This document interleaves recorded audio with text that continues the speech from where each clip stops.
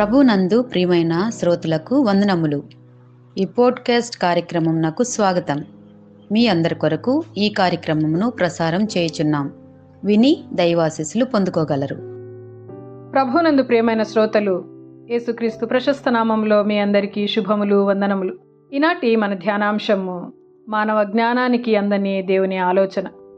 యెహోషువ గ్రంథము 6వ అధ్యాయము 2వ వచనం నుండి 5వ వచనం వరకు గల దేవుని వాక్యమును కొద్దిసేపు ధ్యానం చేద్దాము. ఎవరైనా మనకు ఒక పని చెప్పినప్పుడు అది వినడానికి కాస్త వింతగా అనిపించి నిజంగా ఇది పని చేస్తుందా అని మనము ఆలోచించిన సందర్భాలు ఉంటాయి. ఉదాహరణకు, ఒక మెకానిక్ మన బండి రిపేర్ చేయటానికి ఏదో వింత టెక్నిక్ చెప్పినప్పుడు, లేదా మనం హైవే ఎక్కడానికి ప్రయత్నిస్తూ ఉంటే GPS మనల్ని ఒక మట్టి రోడ్డులోకి వెళ్ళమని చూపించినప్పుడు మనకు అలాంటి అనుమానం వస్తుంది. ఎందుకంటే మన మానవ నైజము ఎప్పుడూ తర్కం కోరుకుంటుంది, లాజిక్ను కోరుకుంటుంది. ఒక మార్గంలో అడుగులు వేసే ముందు అది మన బుద్ధికి సరి అయినదిగా అనిపిస్తేనే మనం ముందుకు వెళ్తాం. మన జీవితంలో తరచుగా ఎరికో లాంటి పరిస్థితులు ఎదురవుతూ ఉంటాయి. అవి మన బలానికి మించిన సమస్యలు లేదా మన తెలివికి అందని సవాళ్లు కావచ్చు. అలాంటి సమయాల్లో దేవుడు ఇచ్చే ఆజ్ఞలు మన మానవ తర్కానికి సరిపోకపోవచ్చు.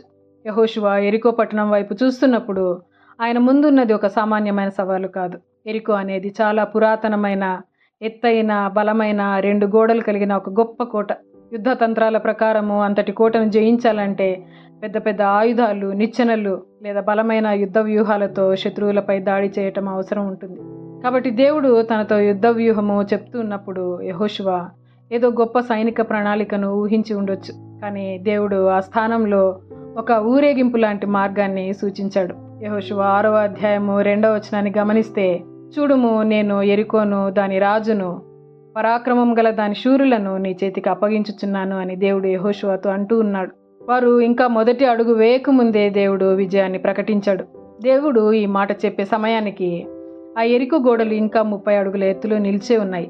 ద్వారాలు మూసివేయబడి ఉన్నాయి. శత్రువులు ఆయుధాలు పట్టుకొని గోడలపై నుండి చూస్తున్నారు.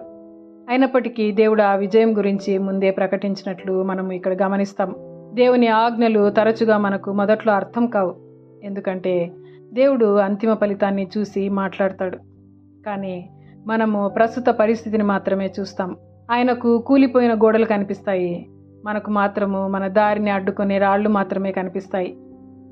బైబిల్ అంతటా దేవుడు తన ప్రజలను తమ కంటికి కనిపిస్తున్న దానికంటే తన మాటనే ఎక్కువ నమ్మమని కోరాడు.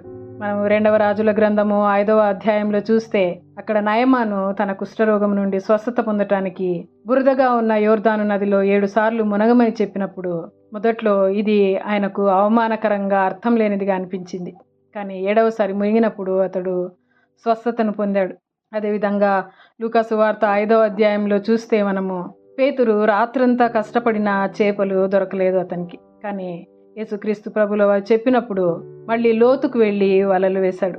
పేతురు అనుభవజ్ఞుడైన జాలరి, యేసు ఒక వడ్రంగి. అయినప్పటికీ పేతురు తన అనుభవాన్ని పక్కన పెట్టి, నీ మాట చెప్పున వలలు వేతును అన్నాడు. ఆ తర్వాత వలలు పిగిలిపోయేంతగా చేపలు పడ్డట్టు మనము అక్కడ గమనిస్తాం. దేవుని ఆజ్ఞలు సంపూర్ణ విధేయతను కోరుకుంటాయి. యెహోషువ గ్రంథము 6వ అధ్యాయము 4వ వచనము 5వ వచనమును మనం గమనిస్తే, దేవుడు చాలా స్పష్టమైన ఆజ్ఞలను వారికి ఇచ్చాడు. 6 రోజుల పాటు రోజుకు ఒక్కసారి పట్టణాన్ని చుట్టూ తిరిగి రావాలని చెప్పాడు. ఆ 6 రోజులు ఇశ్రాయేలీయులకు ఎలా అనిపించి ఉంటుందో ఒక్కసారి ఆలోచించండి. ప్రతి ఉదయము సైనికులు, యాజకులు మరియు నిబంధన మందసము పట్టణం చుట్టూ పూర్తి నిశ్శబ్దంతో కేవలము గొర్రె పొట్టేలు కొమ్ముల నాదం మధ్య నడిచేవారు. ఒక చుట్టు తిరిగాక మళ్ళీ తమ శిబిరానికి తిరిగి వచ్చేసేవారు. మొదటి రోజు నుండి 6వ రోజు వరకు గమనిస్తే గోడలలో చిన్న పగులు కానీ, బీటలు కానీ రాలేదు. ఒక్క రాయి కూడా కదలలేదు. పరిస్థితిలో ఎలాంటి మార్పు కనిపించలేదు. ఎరికో గోడలపై నుండి చూస్తున్న శత్రువులకు ఇశ్రాయేలీయులు పిచ్చివారిలా కనిపించి ఉండవచ్చు. ఇశ్రాయేలీయులకు కూడా ఇది నిష్ప్రయోజనంగా అనిపించి ఉండవచ్చు. కానీ దేవుడు ఇక్కడ వారి సైనిక శక్తిని కాదు, వారి విధేయతను పరీక్షిస్తూ ఉన్నాడు. కొన్నిసార్లు దేవుడు మన కంటికి తక్షణ మార్పు ఏదీ కనిపించకపోయినా తన మాట పట్ల నమ్మకమైన విధేయత చూపమని కోరుతాడు. దేవుని ఆజ్ఞకు లోబడి నిలకడగా వేసే ప్రతి అడుగు రాబోయే అద్భుతానికి కావలసిన ఆత్మ సంబంధమైన బలాన్ని నిర్మిస్తుంది. గోడలు కూలకు ముందే ఇశ్రాయేలీయులు దేవుని స్తుతించారు. 7వ రోజున వారు పట్టణం చుట్టూ 7 సార్లు తిరిగారు. చివరి చుట్టులో యాజకులు బాకాలు ఊదినప్పుడు ప్రజలు పెద్ద కేకలు వేశారు.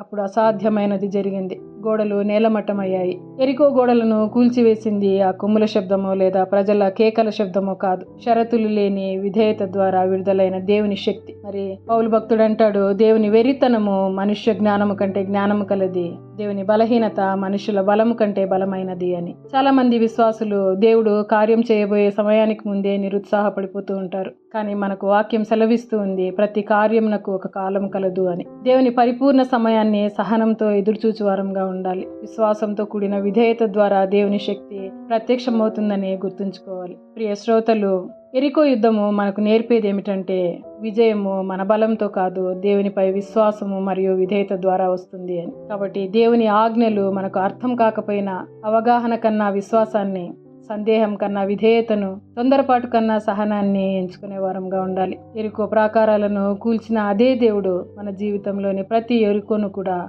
కూల్చగల సమర్థుడు. ప్రార్థన చేసుకుందాం. మా ప్రియ పరలోకపు తండ్రి, మా అవగాహన కంటే మీ జ్ఞానం ఎంతో ఉన్నతమైనదని మేము అంగీకరించుచున్నాం. మీ ఆజ్ఞలు మాకు అర్థం కాకపోయినా వాటిని నమ్మి పాటించే విశ్వాసాన్ని మాకు అనుగ్రహించండి. మీ సమయాన్ని సహనంతో ఎదురు చూసే హృదయాన్ని మాకు ప్రసాదించండి. మేము విశ్వాసంతో విధేయత చూపినప్పుడు మా జీవితంలోని ప్రతి ఎరికోను కూల్చమని యేసుక్రీస్తు పరిశుద్ధ నామంలో ప్రార్థిస్తున్నాము తండ్రి. ఆమేన్. ఈ కార్యక్రమమును గూర్చి మీ సలహాలు మరియు మీ ప్రార్థనా అవసరతల కొరకు మమ్మను సంప్రదించవలసిన మా ఫోన్ నంబర్ 9448508503 మరియు ఈమెయిల్ ఐడి info@fibaonline.org. మా ఫోన్ నంబర్ మరొకసారి 9480585039. Email ID info@fibaonline.org.